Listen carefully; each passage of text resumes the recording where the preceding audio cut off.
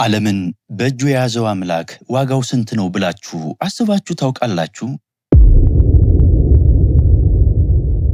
የሰው ልጅ የክፋት ጥግ ንጹህ ደምን ለማፍሰስ የሚደረግ የፖለቲካ ሴራ እና በሌላ በኩል ደግሞ ከኃጢአት አዘቅት ውስጥ ወጥቶ በእንባ አምላክን የማጠብ የፍቅር ጥግ። እነዚህ ሁለት ተቃራኒ ዓለማት በአንድ ቀን በአንዲት ጀንበር ውስጥ እንዴት ሊገጣጠሙ ቻሉ? ታሪክ፣ ክህደት እና ፍቅር እጅግ በሚያስገርም ሁኔታ የተሳሰሩባት ያቺ ዕለት ምን አይነት ምስጢር አዘለች?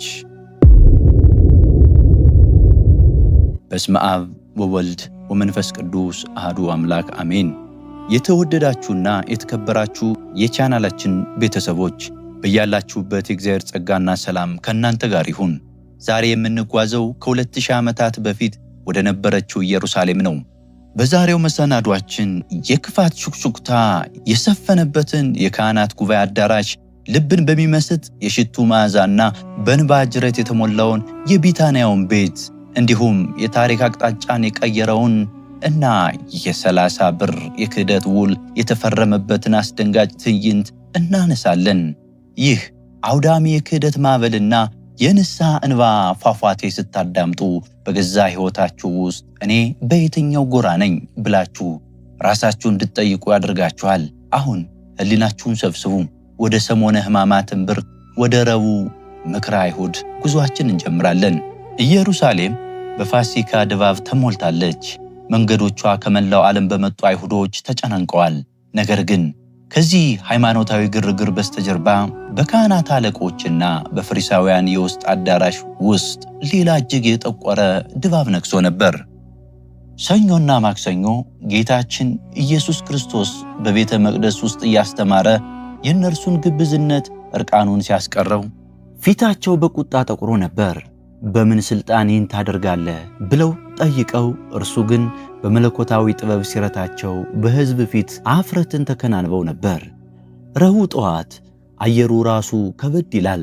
ጥላቻ አእምሯቸውን ያሳወራቸው የካህናት አለቆችና የሕዝብ ሽማግሌዎች በቀያፋ ግቢ ተሰበሰቡ። በታሪክ ፈሪሳውያንና ሰዱቃውያን ሁለቱ የሃይማኖት አንጃዎች አይስማሙም። ነገር ግን ዛሬ አንድ አድርጓቸዋል። የጋራ ጠላታቸው ያደረጉት የናዝሬቱ ኢየሱስ። በጉባኤው ላይ ሹክሹክታው በዝቷል። ሕዝቡ ሁሉ እየተከተለው ነው። ዝም ብንለው ሮማውያን መጥተው ሀገራችንን፣ ሕዝባችንን ይወስዳሉ የሚለው የፖለቲካ ማስፈራሪያ እንደ መርዝ ይረጫል። የክፋት ምክራቸው ጥግ ላይ ደረሰም። ይሰቀል፣ አዎ ሊሞት ይገባዋል የሚል የሞት አዋጅ ታወጀም። ፍትህ በገዛ አደባባይዋ ተሰቀለች። ይህ ዕለት ምክረ አይሁድ፣ የአይሁድ ምክር የተካሄደበት በመባል በታሪክ መዝገብ ሰፈረም። እንዴት ያለ አስደንጋጭ ትዕይንት ነው! ሕይወትን የሚሰጠው የሕይወት ጌታ በሞት ሊቀጡት ተስማሙ። ቅዱስ ዮሐንስ አፈወርቅ ስለዚህ ጉባኤ ሲናገር ክፋት ሰዎችን አንድ የሚያደርግ ይመስላል፣ ነገር ግን መሰረቱ የሸረሪት ድር ነው። ክርስቶስን ለመግደል የተስማሙት ካህናት የራሳቸውን የዘላለም ሞት ፈረዱ። በሕይወታችሁ በማንም ላይ ክፉ ለመስራት አትሞክሩም፣ ምክንያቱም የምትቆፍሩት ጉድጓድ የራሳችሁን መቃብር ነውና ይለናል። ከኢየሩሳሌም የሴራ ድባብ ወጣ ብለን ከደብረ ዘይት ተራራ ግርጌ ወዳለችው ጸጥታ የሰፈነባት ቢታንያ መንደር እንጓዝ። እዚህ ከለምጹ በጌታችን ተፈውሶ ንጹሕ ሥጋ ወዳገኘው ወደ ስምዖን ቤት እንገባለን። ጌታችን ከደቀ መዛሙርቱ ጋር በማዕድ ተቀምጧል። ድንገት የቤቱ ጸጥታ ተገፈፈ። አንዲት ሴት በከተማዋ በኃጢአት አኗኗር በዘማዊነቷ የምትታወቅ ማርያምን ተፍረት ወደ አዳራሹ ዘልቃ ገባች። ሁሉ ነገር ቆመ። የሰዎች ዓይን በእርሷ ላይ አረፈም። ይቺ ኃጢአተኛ እዚህ ምን ታደርጋለች የሚል የንቀት እይታ ከያቅጣጫው ይወረወርባታል። እርሷ ግን ማንንም አላየችም። ዓይኖቿ ያረፉት በክርስቶስ ላይ ብቻ ነበር። በኃጢአት ሸክም የደከመው ነፍሷ የይቅርታን ወደብ አግኝቷል። በእጆቿ ላይ ከነጭ እብነበረድ አልባስጥሮስ የተሰራ እጅግ ውድ የሆነ የናርዶስ ሽቱ የያዘ ብልቃጥ ይዛለች። ዋጋው 300 ዲናር፣ የአንድ ሰራተኛ የሙሉ ዓመት ደሞዝ የሚያወጣ ነበር። ወደ ጌታችን ቀረበች፣ አልተናገረችም። ቃላት ከስሜቷ ጥልቀት አንጻር ድሆች ነበሩ። ከእግሮቹ ስር ተደፋች። ብልቃጡን ሰበረች፣ በጌታችን ራስና እግሮች ላይ እንደ ጅረት ፈሰሰም። መላው ቤቱ በሚያስደንቅ የገነት መዓዛ ተሞላ። ነገር ግን ከሽቱ ይልቅ እጅግ ውድ የሆነው ሌላ ነገር እየፈሰሰ ነበር። ያም የእንባዋ ጅረት ነበር። በኃጢአቷ እየተጸጸተች ጌታን በእንባዋ አጠበችው፣ በክብሯ በፀጉሯ አበሰችው። ይህ ዕለት የመልካም መዓዛና የእንባ ቀን ተብሎ በቤተ ክርስቲያን ይከበራል። ቅዱስ ኤፍሬም ሶርያዊው የዚህችን ሴት ድርጊት ሲያደንቅ ውሃን በእንባዋ ተካች፣ ፎጣን በፀጉሯ ቀየረች፣ ኃጢአቷን በእንባዋ አጥባ ንጹሕ ሆነች። ሽቱ ለጌታ ክብር ሲሆን እንባዋ ግን የነፍሷ መድኃኒት ሆነ ይላል። ወዳጆቼ እግዚአብሔር ከኛ የሚፈልገው የተሰበረና የተዋረደ ልብን ነው። የንስሐ እንባ ከማንኛውም ውድ ሽቶ በላይ በእግዚአብሔር ፊት መዓዛው ያማረ ነውና። የሽቶ መዓዛ ቤቱን ሞልቶ ሳለ በአንድ ሰው ልብ ውስጥ ግን የክፋትና የስግብግብነት ይብላላ ነበር። ይሁዳ የአስቆሮቱ ማህደሩን ገንዘቡን ይዞ የሌላውን ገንዘብ እንደራሱ አድርጎ የሚቆጥረው ያ ይሁዳ የሴትየዋን ድርጊት መታገስ አቃተው። ቁጣው ገነፈለም። ይህ ሽቱ ለምን በ300 ዲናር ተሽጦ ለድሆች አልተሰጠም? ይህ ሁሉ ጥፋት ብክነት ለምንድን ነው ሲል ድምፁን ከፍ አድርጎ ተቃወመ። ክቡራትና ክቡራን አስተውሉም። ይሁዳ ለድሆች አስቦ አልነበረም፣ ከሚገባው ገንዘብ ላይ ለመስረቅ እንጂ። ጌታችን የሴትየዋን መዋረድ አይቶ ለምን ታስቸግራታላችሁ? መልካም ሥራ ሰርታለች ብሎ ሲገስጸው የይሁዳ ልብ ድንጋይ ሆነም። ለዓመታት የተከተለው መምህሩ ጸጋውን ያየው አምላኩን በገንዘብ ለመለወጥ ወሰነም። የይሁዳ እግሮች ከቢታንያ በፍጥነት ወጥተው ወደ ኢየሩሳሌም ወደ እነዚያ የጨለማ ካህናት ጉባኤ አቀኑ። የሌሊቱ ጨለማ ከልቡ ጨለማ ጋር ተባብሯል። ከካህናቱ ፊት ቀርቦ የታሪክን አስደንጋጭ ጥያቄ ጠየቀም። እርሱን አሳልፌ ብሰጣችሁ ምን ልትሰጡኝ ትችላላችሁ? ተደራደሩ። በመጨረሻም የብር ሳንቲሞች መቆጠር ጀመሩ።